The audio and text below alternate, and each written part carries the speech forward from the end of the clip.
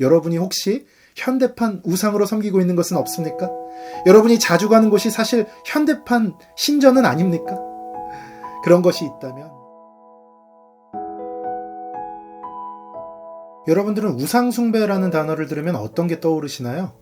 팀 켈러는 자신의 책에서 이렇게 말합니다. 현대인들은 우상숭배 이야기를 하면 마치 어떤 커다란 신상을 앞에 세워놓고 목상을 세워놓고 거기에 열심히 절을 하고 있는 원시인들을 생각한다. 정말 그런 것 같습니다. 우리나라 상황으로 말하면 어떤 것을 이야기할 수 있을까요? 앞에 마을 어귀에 서 있는 장승이라든지 아니면 선앙당이라든지 이런 이제는 시골 마을에 가야만 어느 정도 찾아볼 수 있는 그런 것들을 떠올리기 마련입니다. 그래서 성경에서 우상숭배라는 단어가 등장할 때 우리 현대인들은 나랑은 상관없는 얘기야. 나랑은 별로 부딪힐 일이 없는 문제야. 이렇게 생각할 경우가 많습니다. 그러나 팀 켈러는 자신의 책에서 이 사회 전체가 우상에게 점령당했다라고 이야기하고 있습니다. 도대체 왜 그럴까요? 그것은 이 사회가 이 목상도 사라지고 신상도 사라지고 여러 가지 그 우상으로 얘기할 만한 것들이 사라지긴 했지만 그 우상을 숭배하던 근본적인 정신은 그대로이기 때문입니다.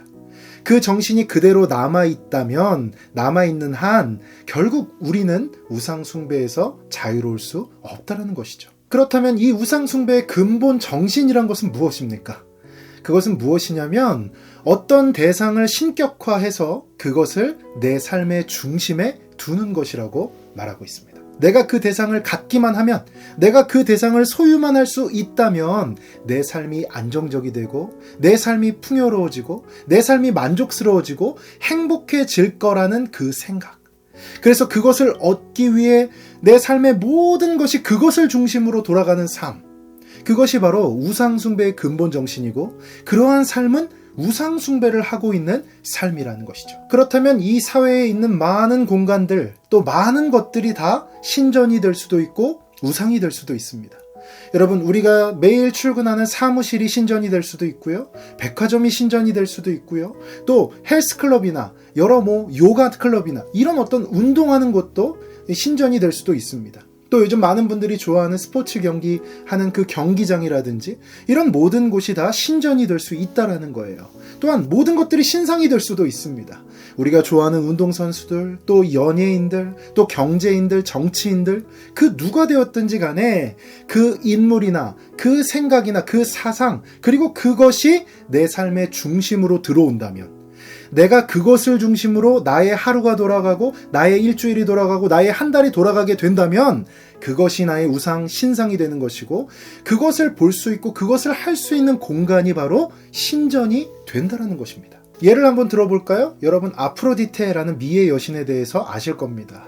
예전 고대에는 그 아프로디테의 신상을 만들고 신전을 만들어서 많은 사람들이 그 아프로디테 신상에 절을 하고 거기서 자기들만의 예배를 드리고 여러 의식들을 했을 것입니다.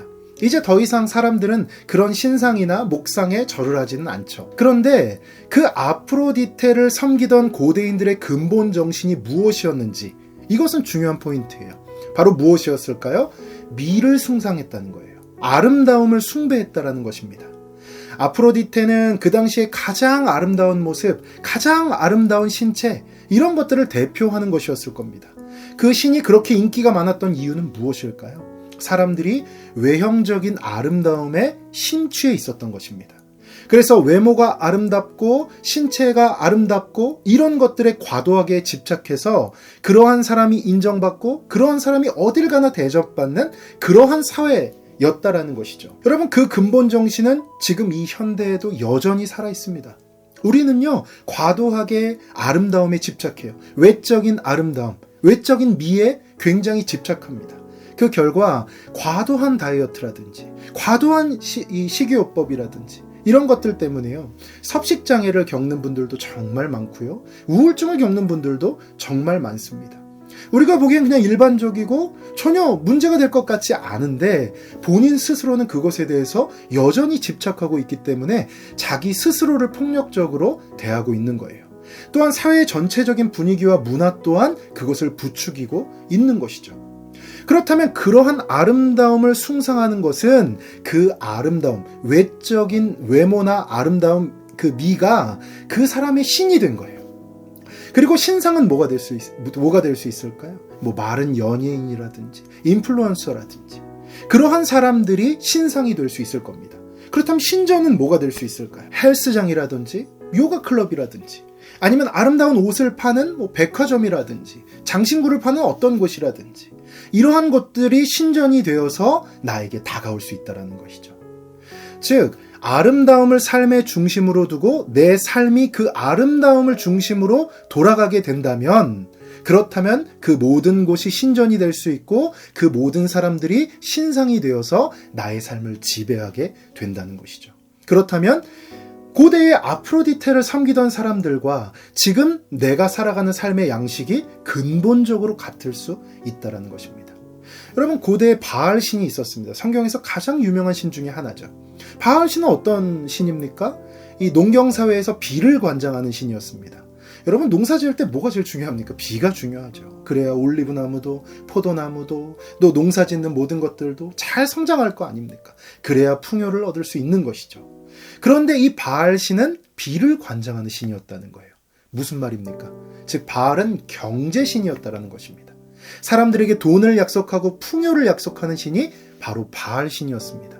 그래서 사람들은 바알 신상을 만들고 바알의 그 드라빔을 만들어서 휴대하고 다니고 거기 신전을 만들고 거기에 절하고 이런 일들을 했던 것이죠. 지금은 누구도 바알 신상 앞에 절하지 않을지 모릅니다. 바알의 신전도 다 사라졌을지 모릅니다.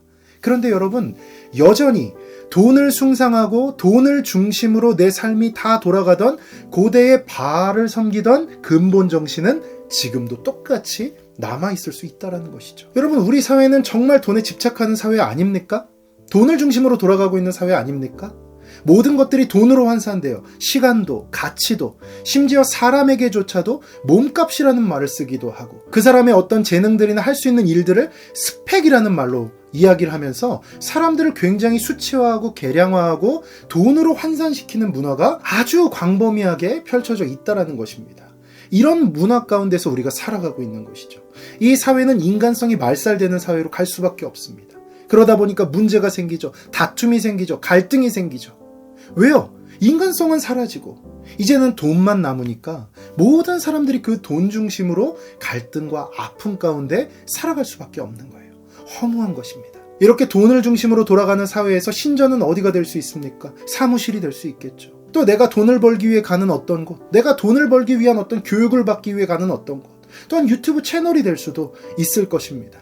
그러한 모든 것이 신전이 되고 또 성공한 경제인이나 경영인들이 나의 신상이 되어서 돈을 중심으로 돌아가는 내 삶의 우상 숭배가 나타나게 된다는 것입니다. 그러므로 이 근본 정신이 고대와 전혀 달라지지 않은 것이죠. 또한 성경에서 우상 숭배를 하지 말라라는 말씀이 고대에 목상을 두고 절을 하던 신전에 들어가서 절을 하던 그 사람들에게만 하는 말씀이 아니라 바로 오늘날 우리를 향한 말씀이기도 하다는 것을 우리는 알 수가 있는 것입니다. 팀 켈러는 이렇게 말합니다. 우리의 삶에 어떤 것이든 우상이 될 수 있다. 그런데 그것은 가짜 신이다. 이렇게 말하고 있어요. 여기서 가짜 신이라는 것은 허망한 것이라는 거예요. 속이 텅 비어있다라는 것입니다. 신처럼 보이고 나를 구원해 줄 것처럼 보이고 내 삶의 중심에 넣어도 될 만큼 대단해 보이지만 실상은 허망한 것이고 가짜라는 것이죠. 하나님의 대용품에 지나지 않는다라는 것입니다. 팀 켈러는 또 한 가지를 우리에게 강조합니다. 그것은 바로 우리가 우리의 삶의 중심으로 두려고 하는 그 우상들이 대부분 좋은 것들이라는 거예요. 대부분 좋은 것이기 때문에 우리가 그것을 우상으로 삼고 싶어 한다는 것입니다. 여러분, 아름다움이 나쁜 것입니까? 예쁘고 멋지고 잘생기고 이런 것이 나쁜 것입니까? 여러분, 풍요로움, 또 돈이 많거나 어떤 부자가 되는 것, 이것이 나쁜 것입니까? 아니면 우리가 즐겁고 어떤 유쾌한 기분, 어떤 이런 것들이 나쁜 것입니까? 아닙니다. 오히려 좋은 것이기 때문에 우리의 삶을 더 좋게 해주기 때문에 그것이 우리의 우상이 될 가능성이 더 크다라는 거예요. 팀 켈러는 그 점을 지적하고 있습니다. 그렇습니다, 여러분. 우리는요, 하나님이 주신 것을 누릴 수 있습니다. 하나님이 주신 것을 우리는 만끽할 수 있습니다. 그러나 그것이 우리의 삶의 중심이 들어오는 순간 그것은 우상이 되고 내 삶을 파괴하는 것이 됩니다. 결국 우리는 무엇을 알아야 됩니까? 이 모든 것은 신이 아니고 이 모든 것은 나를 구원할 수 없고 오직 하나님만이 나를 구원하실 수 있다. 오직 예수 그리스도의 이름만이 나를 구원하실 수 있다. 이것을 깨달아 알고 이 우선순위를 날마다 묵상하고 감사하는 삶, 이러한 삶이 우리에게 있을 때 다른 어떤 것이 우리의 우상이 되는 것이 아니라 그것은 하나님이 내게 주신 것이고 얼마든지 누리고 얼마든지 활용하고 얼마든지 섬길 수 있는 것이다. 주님이 원하시면 얼마든지 내어드릴 수 있는 것이고 주님이 원하시면 내가 어디에든 흘려보낼 수 있는 것이다. 이러한 마음을 갖고 산다면 어떨까요? 그럼 우리가 가짜신, 허망한 신에 빠져들 일은 없지 않을까요? 여러분 한번 생각해 보십시오. 여러분이 혹시 현대판 우상으로 섬기고 있는 것은 없습니까? 여러분이 자주 가는 곳이 사실 현대판 신전은 아닙니까? 그런 것이 있다면 이 시간 주님 앞에 내려놓고 회개하시고, 주님, 내게 신은 오직 한 분, 하나님 뿐이십니다. 내게 있는 모든 것은 주님께서 주신 것입니다. 그러므로 나는 주를 위해 살겠습니다. 이렇게 여러분의 삶에 단 한 분의 신, 하나님만을 섬기는 그러한 여러분 되시기를 예수님의 이름으로